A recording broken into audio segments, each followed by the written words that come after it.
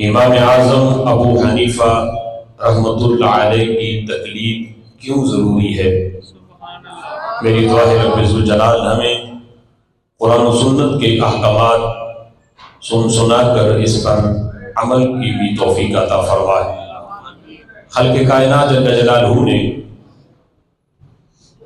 اپنی حکمتوں کے پیش نظر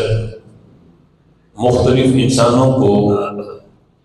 مختلف صلاحیتیں عطا فرمائی ہیں۔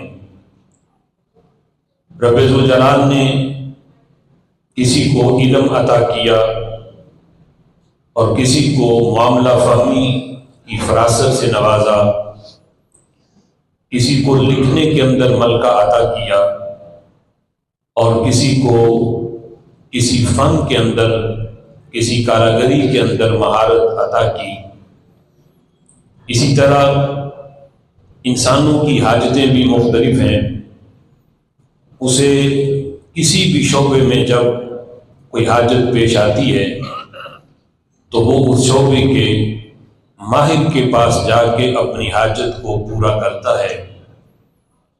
اسی طرح جو علم کا متلاشی ہے اسے چاہیے کہ وہ اپنی علم کی پیاس بجھانے کے لیے وہ علماء کے پاس جائے۔ جسے قرآن فہمی کی حاجت ہو اس کے لیے ضروری ہے کہ وہ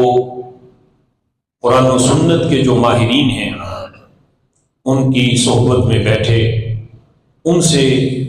قرآن فہمی اور حدیث فہمی ان سے سیکھے۔ ایسا نہیں ہم اپنے اگر موجودہ حالات میں دیکھیں تو بیماری کا علاج کرنے کے لیے، علاج کروانے کے لیے ہم کسی اور کے پاس نہیں جاتے، بلکہ اس مرض کا جو ماہر ڈاکٹر ہو ہم اس کا انتخاب کرتے ہیں۔ تو اسی طرح قرآن فہمی کے لیے بھی ہمیں اینکروں کی یا نام نہاد جو مفکر ہیں ان کی نہیں، بلکہ کسی صحیح العقیدہ عالم کی ضرورت ہے تاکہ قرآن فہمی کے اندر اور حدیث سیکھنے میں آسانی ہو۔ خالق کائنات جل جلالہ نے قرآن مجید فرقان حمید کے اندر واضح فرمایا کہ فَاسْأَلُوا أَهْلَ الذِّكْرِ إِن كُنتُمْ لَا تَعْلَمُونَ، کہ تم سوال کرو اہل ذکر جو علم والے ہیں ان سے، اگر تمہیں کسی چیز کا علم نہ ہو، تم کسی چیز کے بارے میں نہیں جانتے تو فَاسْأَلُوا أَهْلَ الذِّكْرِ، جن کو میں نے علم کے خزانے عطا کیے ہیں، علم دیا ہے قرآن و سنت کے لحاظ سے، تم ان کے پاس جا کے اپنی علم کی پیاس بجھاؤ۔ دور حاضر میں ہم دیکھتے ہیں کہ اس وقت امت مختلف فرقہ پرستی کے اندر اور باہمی اختلاف کے اندر اتنی بڑھ چکی ہے کہ نماز جو دین کا ستون ہے، یہ نماز کے طریقے کے اندر ہی امت کے اندر بہت سا اختلاف پایا جاتا ہے۔ ان تمام تر اختلافات سے بچنے کے لیے ضروری ہے کہ ہم کسی کا دامن تھامیں، کسی کے پیچھے چلیں، کسی کی تقلید کریں۔ اگر امت آج تقلید کرنا شروع کر دے تو یہ باہمی اختلاف کئی حد تک جو ہیں وہ ختم ہو سکتے ہیں۔ سب سے پہلے اس موضوع کو سمجھنے کے لیے تقلید کا جو معنی ہے وہ ہمارے ذہنوں میں ہونا چاہیے۔ تقلید کا شرعی معنی یہ ہے هو الاخذ بقول الغیر